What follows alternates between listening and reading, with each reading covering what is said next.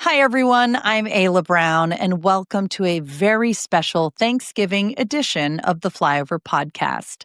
Today, we're stepping away from the headlines, so no political updates, no markets, no breaking news, just stories. Stories from you, our listeners, who shared moments that are funny, moving, nostalgic, and unforgettable. The kinds of stories that remind us what this holiday is really about: connection, gratitude, family, and sometimes complete chaos in the kitchen. And because the Flyover team insisted, I'll also be sharing one of my own Thanksgiving memories later in the episode, one that meant a lot more than I realized at the time. So let's settle in, take a breath, and enjoy these Thanksgiving stories together.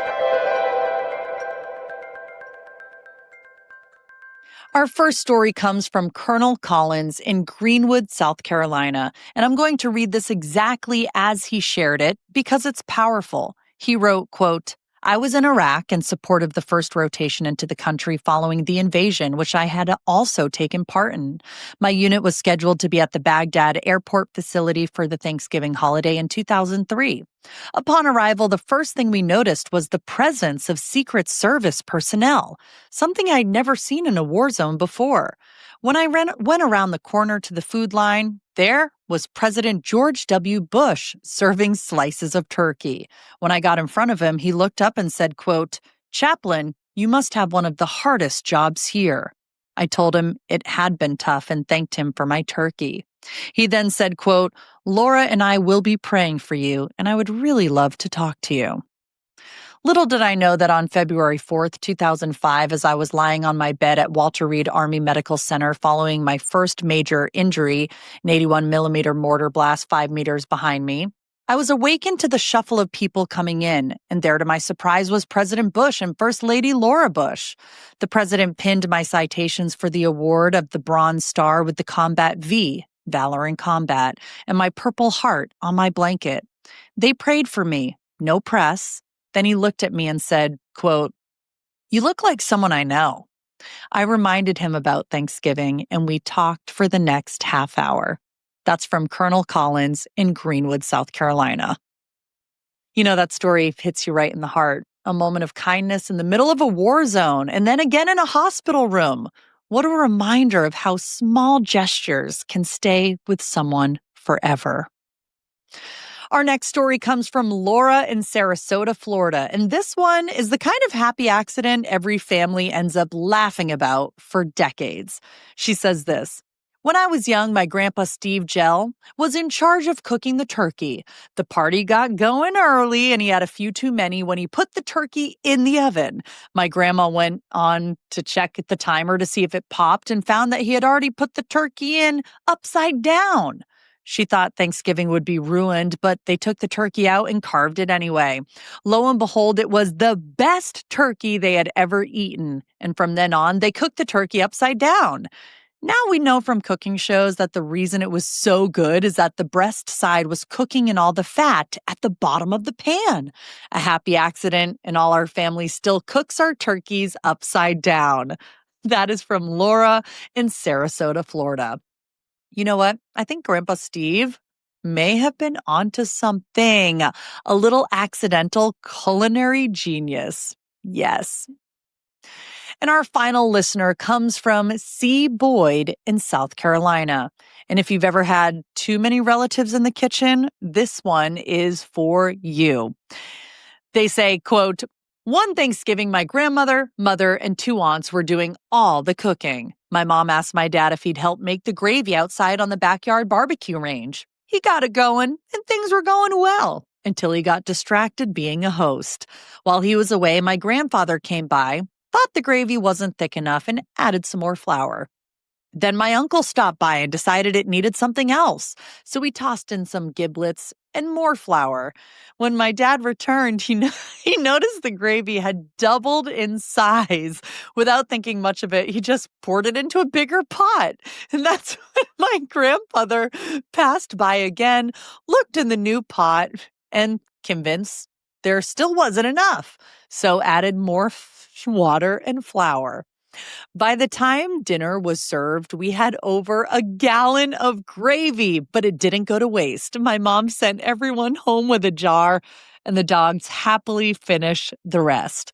The best part, everyone actually liked it. Turns out too many cooks didn't spoil the gravy after all. It just made it unforgettable. And that is from C. Boyd in South Carolina. Honestly, the way this family loves gravy is just inspiring. I could cry. Speaking of crying, here is my story. And this one, it's a little different from the others. It's not funny and it's not dramatic. It's a little sad, actually, but it ended up becoming one of the most important Thanksgiving memories of my life. Here it is. There was this one year, just one, when I spent Thanksgiving completely alone. I was living in Nashville at the time, in that chapter of life where you're chasing big dreams, working nonstop, and telling yourself you're totally fine, even when you're not.